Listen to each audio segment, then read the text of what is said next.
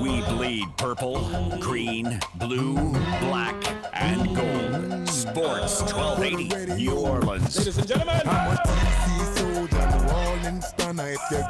Welcome back. Jeff Duncan, Clabber Dan here on Duncan Holder. We're missing Larry Holder, who's out on assignment at the Tom Benson Visitation Services in New Orleans. And we were talking Saints free agency now. We just mentioned that former Saints tight end Ben Watson looks like he's going to land in Kansas City.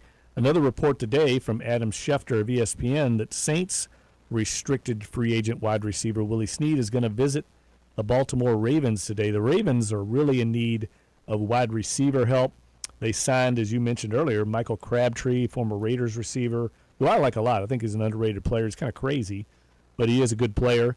And they tried to land former Tulane standout Ryan Grant, who ended up signing with the Indianapolis Colts. But the Ravens need help on the perimeter.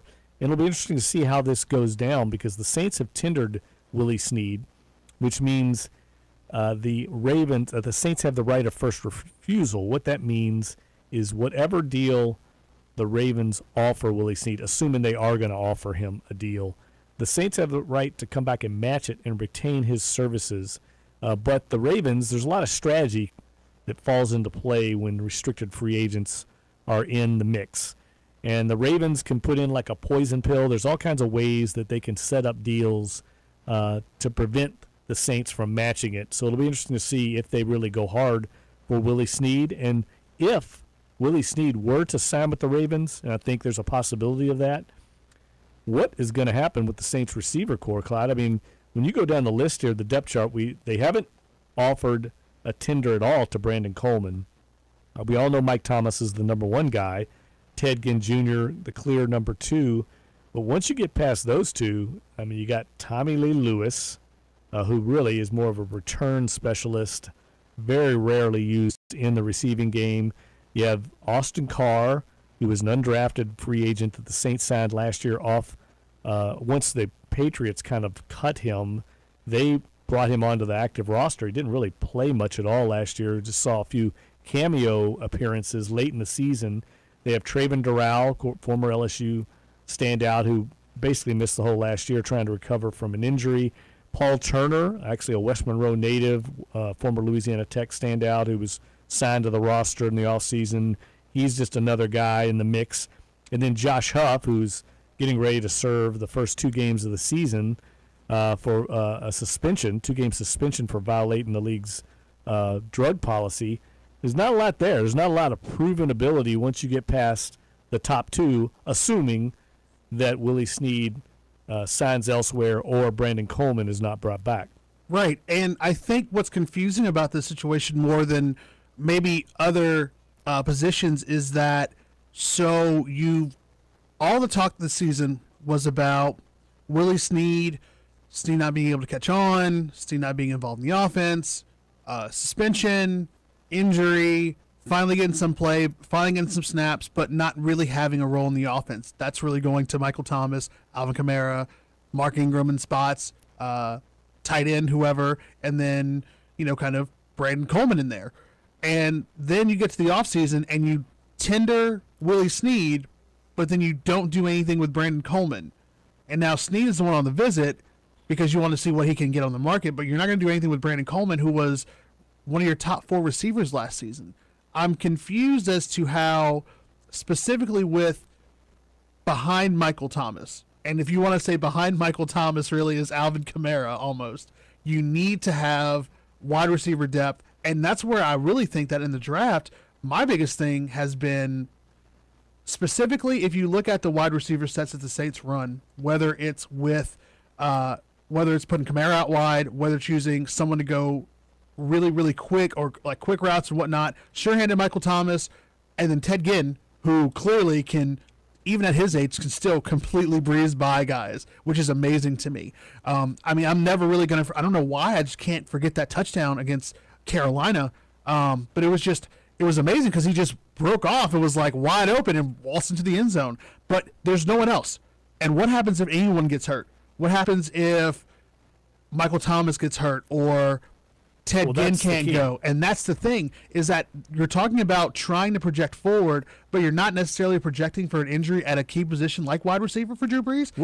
Would wide receiver be a position I think this team might look at in the draft in the first round? Yeah. I mean, because if we're talking about the best player available at 27, and you're not really doing a whole lot of work in free agency on the wide receiver market, there's got to be a handful of guys there that, especially in that first round, that might be at that spot that you can easily bring on, that it's either a deep threat, a speedster, or you're going to groom to be the next kind of lockdown guy to be able to be consistent passing threat for Drew Brees. Because I mean, Drew Brees can make a lot of people look good, man. They make a lot of defenses look bad.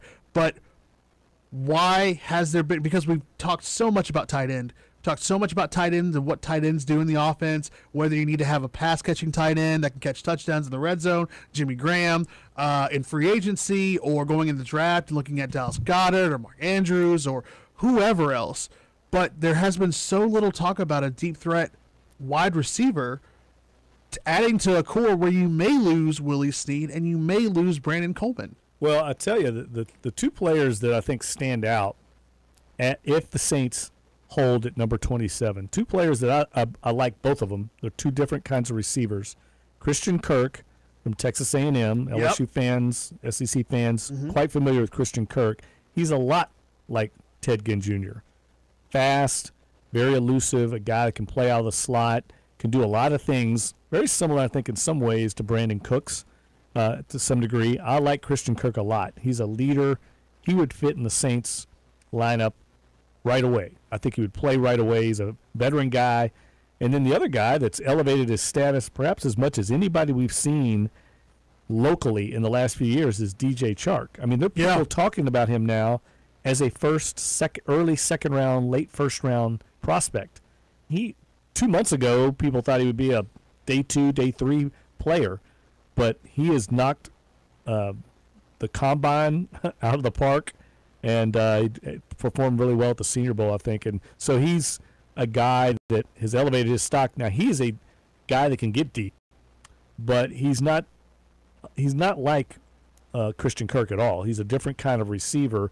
Either way, I think Chark or Kirk would slot in nicely with Ted Ginn Jr. and with Mike Thomas. And the thing about that, specifically about those two guys in the SEC, is how drastically different both offenses were over the course of their careers in College Station and in Baton Rouge. So for Christian Kirk, you were in an offense that Kevin Sumlin basically molded from his days at Houston and absolutely stretching guys out and putting up a lot of points and having guys go deep. Not so much about true possession was always the key for them, but it was always blowing by guys and getting guys as far down the field as they can and heaving it up.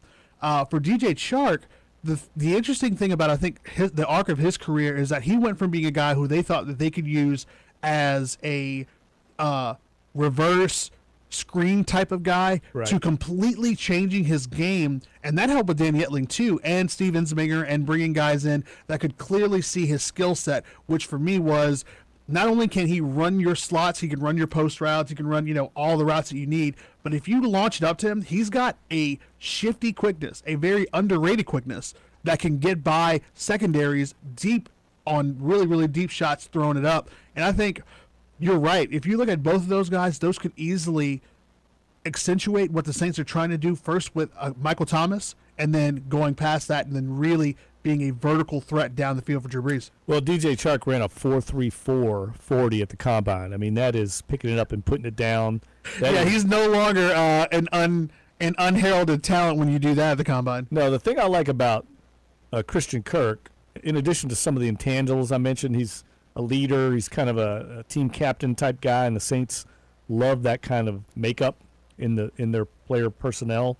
But the other thing I like about him is he's a return guy, and the Saints, we all know, has struggled seemingly forever since Reggie Bush left, or Darren Sproles left, probably more accurate, since Sproles left, to find a return specialist. And here you got a guy, maybe he's the answer, and you bring in a Kirk. He can play that slot receiver position, basically become the heir apparent to Ted Ginn Jr. Yeah. He's a lot like Ted Ginn Jr. Ted Ginn Jr. is getting up in age. He hasn't slowed down a lot, but you have to think about these things 2 and 3 years down the road. and then you can put him in on returns right away and be a return guy. And then it saves you a roster spot in the depth of, say, some of the other positions. So I like Christian Kirk. Yeah, and you take Alvin Kamara out that spot of having to return either punts and kicks and have somebody just as fast and quick. All right, let's take another break, our final break. When we come back, we'll wrap up hour 2.